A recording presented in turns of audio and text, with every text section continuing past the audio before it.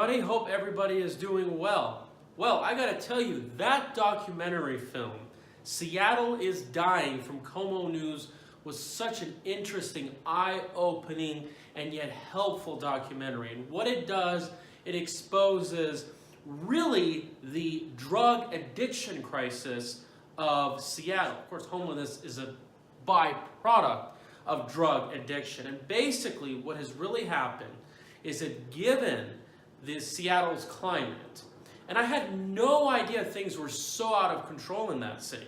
Similar is being done in Portland, Vancouver, of course, much of California, that the climate, along with the decriminalization and lack of enforcement of laws, particularly property crime, drug addiction, and many other offenses, which of course many offenses have been downscaled from felonies to misdemeanors, it has created a vast number of homeless people coming in from all over and keeping them dependent on the system. And so this is why it's very, very important to know that we have incentives to keep these people the way they are, and it creates a havoc, a lot of problems, and just widespread third world conditions all across the city. And the question is that what are the politicians really doing much, despite the police officers are very frustrated, they can't do their jobs, they're quitting, and property crimes is just really out of control. It's one of the highest property crimes really in the US for being a major city.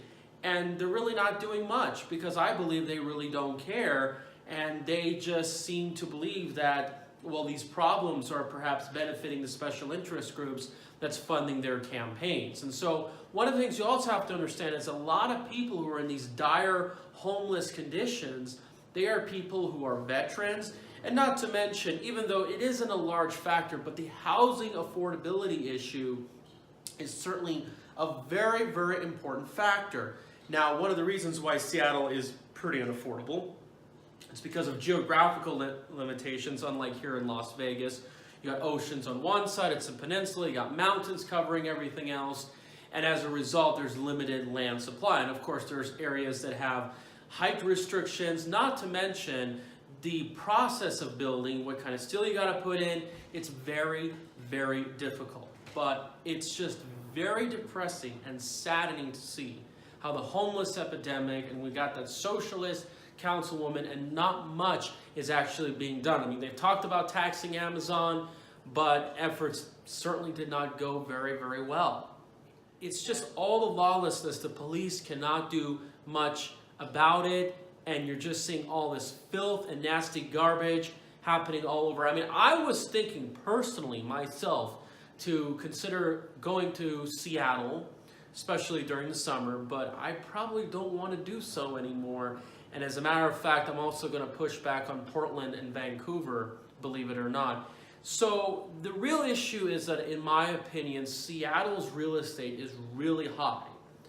And again, you have to understand that Seattle didn't have a whole lot to offer until the 1980s, when these major tech startups like Microsoft, Amazon, as well as the growth of many other companies, perhaps like Costco, Nordstrom, Starbucks, really led to the growth of the entire King County or SeaTac metropolitan area. And one of the results of that is that it helped influence more and more price gains in their housing market, and now housing is really unaffordable. So it's only going to be a matter of time when these rising interest rates are going to burst the housing bubble, and the whole Seattle system, as well as many parts of the West Coast, is going to fall like a house of cards. Their budgets are going to be hit. The homelessness is just going to get out of control, and perhaps they can use this opportunity to dig up, recover, and hold a lot of people accountable. But anyway, that's just my take on the documentary film. Thank you guys so much for watching. Please subscribe, and please, if you can, take a look at the documentary. Although, you got to be understanding the fact that a lot of these people, they may not tell you the whole truth, so just be aware about that. You can't trust anyone. But please take a look and share this video.